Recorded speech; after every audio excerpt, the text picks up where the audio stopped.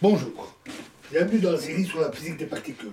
Donc on était dans les relations de dispersion double et on avait vu aussi l'équivalent sous forme de la relation à dispersion à une dimension et on expliquait comment reconstruire les relations doubles. Alors d'une façon analogue à ce qu'on a vu à la vidéo précédente, on obtient les relations de dispersion pour imaginaire TI2 UST, qui est alors égal à 1 sur pi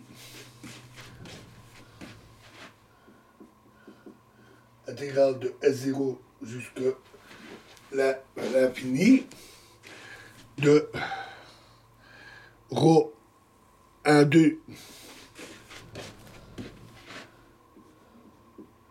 US' sur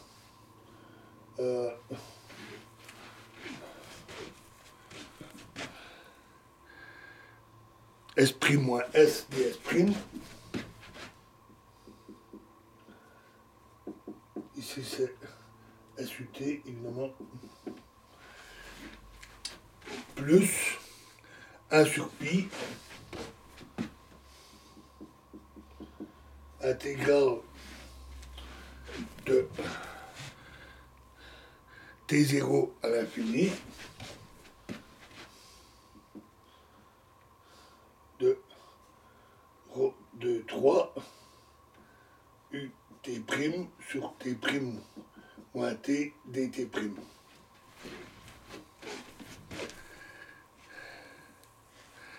Et en portant dans la relation de dispersion à une dimension, cette relation est la précédente, dans la fin de la vidéo précédente, et en regroupant de manière convenable, on retrouve les relations de dispersion double.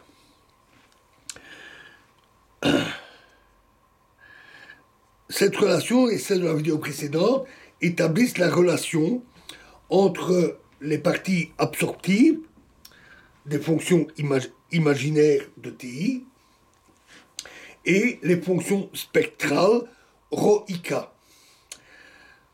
Il est clair que les fonctions spectrales ρik diffèrent de 0 dans la région telle que S supérieur à 0, T supérieur à 0 et U supérieur à 0, T supérieur à 0.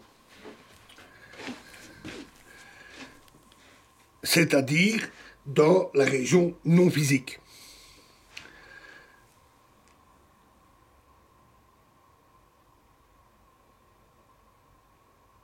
Alors, naturellement, la relation de dispersion double permet de tirer les relations à une dimension. Donc, on peut le faire dans les deux sens.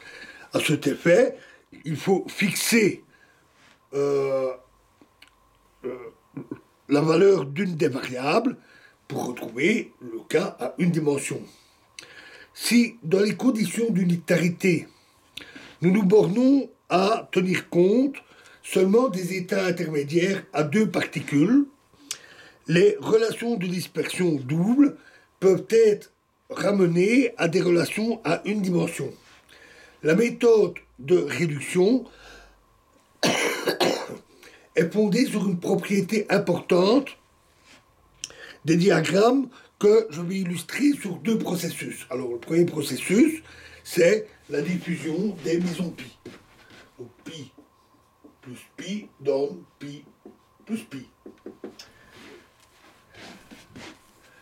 Et les états intermédiaires inférieurs admissibles à particules multiples dans toutes les trois voies sont les états à deux mesons. Examinons le diagramme à deux mesons de la voie S.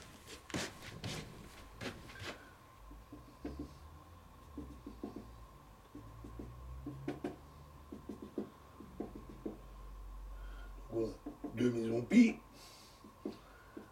et deux mesons pi intermédiaires. La voie S.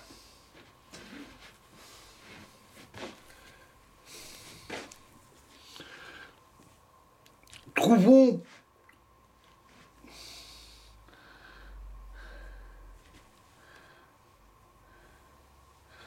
pour ce diagramme l'état intermédiaire le plus proche, par exemple par rapport à la variable t.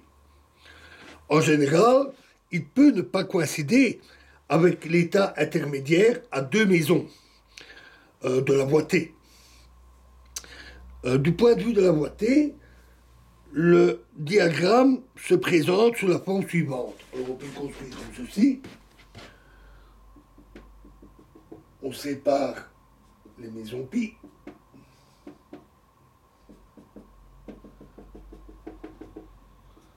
Donc on passe de ce diagramme-là à celui-là. Et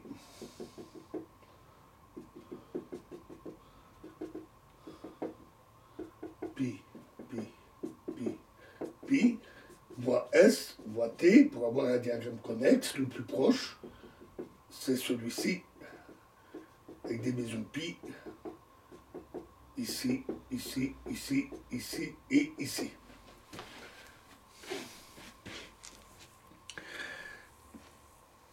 La loi de conservation de la parité G fait que à chaque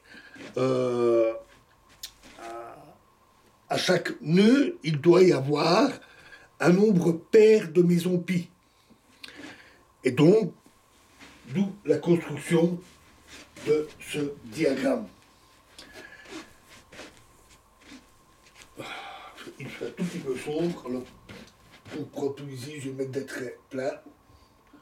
Le diagramme voie S, le diagramme scindé et celui de la voie T que l'on complète. Voilà.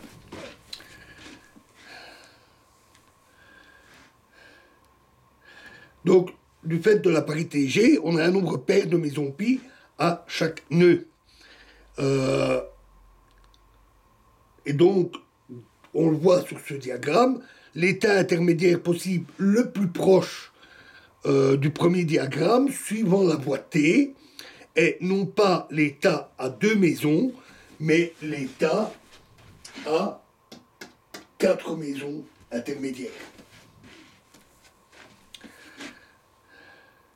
Autrement dit, pour le processus de diffusion des maisons pi par des maisons pi, est donnée la valeur inférieure de la variable S. Cette valeur inférieure, c'est S égale 2 mu carré, l'état à deux maisons. Et la valeur possible la plus proche de la variable T est T égale 4 mu carré. Et non pas T égale 2 mu au carré, qui correspond à la valeur inférieure. On peut dire autrement que la singularité dans le plan de Mandelstam, dans le plan complexe, la singularité la plus proche, le point de branchement, de l'amplitude associée au premier diagramme, à la voie S, suivant la variable t, se trouve en t égale 4 mu carré. L'état intermédiaire possible le plus proche de ce même diagramme par rapport à la variable u sera aussi l'état à 4 maisons, ce qui correspond à la singularité de l'amplitude avec u égale 4 mu au carré. Une situation analogue s'obtient dans les cas considérés pour toute paire de variables UST. On pourrait partir du diagramme U à deux maisons, du diagramme T à deux maisons, on observerait le même phénomène. Aucune paire de ces variables ne peut atteindre simultanément le point de valeur minimale de mu au carré. Voilà, nous l'illustrerons également dans la prochaine vidéo sur le deuxième processus, la division des mesons pi par des nucléons. Je vous remercie.